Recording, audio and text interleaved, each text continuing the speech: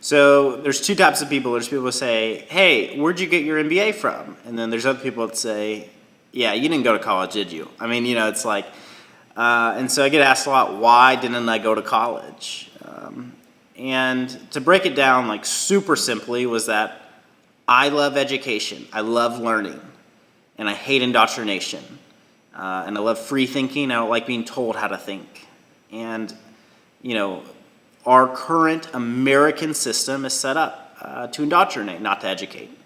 From my experience with it, and also with a lot of people I interview and I talk with experience. But essentially the journey started when I was about 16 years old, and everybody started to ask where I was going to college. Which the first thing I noticed was, it's so strange that nobody's asking why I'm going to college, but they're all asking where. Shouldn't there be a reason behind something? So I started to do research, and I realized that like everybody I looked up to, like everybody I wanted to be, so whether it's Bill Gates or Mark Zuckerberg, or a local CEO, they would all either didn't go to college, dropped out of college, or don't use their degree. You can interview pretty much every CEO, and you're very, very rarely going to find one that says he used his degree. And again, it will depend on the industry and the field. So I'm talking marketing and just business in general. That was kind of the thought process behind it. And then I started looking like, okay, what's the point of college? Like, if the goal is to educate, then why has prices increased every single year for 30 years straight, even during a recession? Like, that doesn't sound like that's a good thing. That doesn't make a lot of sense to me. And so I just dove in, it's like, okay, what does education look like? Like what is the goal of college? Because if it's about education, why do sororities and fraternities exist? And why are there student bodies? And why is there sports teams that, the University of Texas makes $110 million a year off their football team, Like if the goal is education, I don't know why that exists. The players don't even get paid. It seems like their players are just there to make them money. And it's funny because if you look at like Germany, for example, it's 300 euros a semester. They have no student bodies, they have no sororities, fraternities, any of that. Because what's the goal? Education. So about 17 years old, I came to the conclusion, I think this is the biggest scam in America. And when I was saying that, I really meant like, I don't think anybody's thinking about this. Like I think everybody's just saying, yep, go ahead and do it. And it's like, man, I'm seeing a lot of people throw away their lives. And by that I mean like going to a lot of debt and then come out lost, but under a severe amount of pressure from that debt. They're teaching books that are 10 years old, and it's like, man, especially with the internet, the market is just changing rapidly. And I don't know if the textbooks can even keep up. And then I saw a lot of the smartest people I know and I could find online putting out their own content, their own courses. And I was like, man, I love education. This is read 100 books a year, listen to tons of podcasts, take a bunch of online courses, and I'll be set. And so that was the path I ended up picking. I did go to community college for a little bit because I knew I couldn't bash it unless I went. It's sad because a lot of people are going to throw away their lives because of their parents' recommendation. Their parents are saying, hey, go throw away your life. And they're not looking at it that way, but that's what's happening. And so my biggest encouragement to people is, hey, let's start with why before we go to where. Why are you going to college instead of before where you go to college? That's what the why is kind of what's going to matter.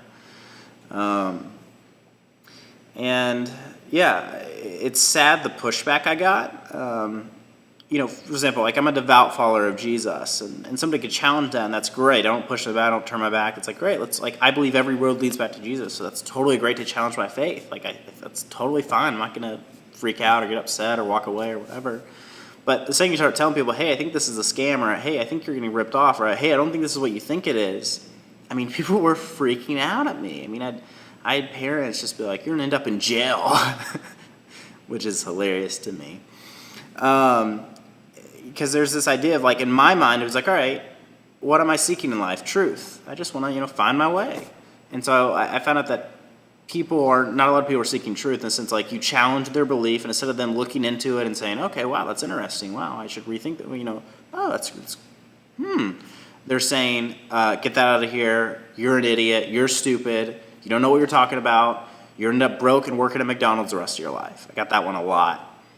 Which, I mean, come on, I'm going to work at Chick-fil-A, you know, not McDonald's. I mean, at least, come on, at least my pleasure. I'd much rather go to Chick-fil-A, but, you know, whatever.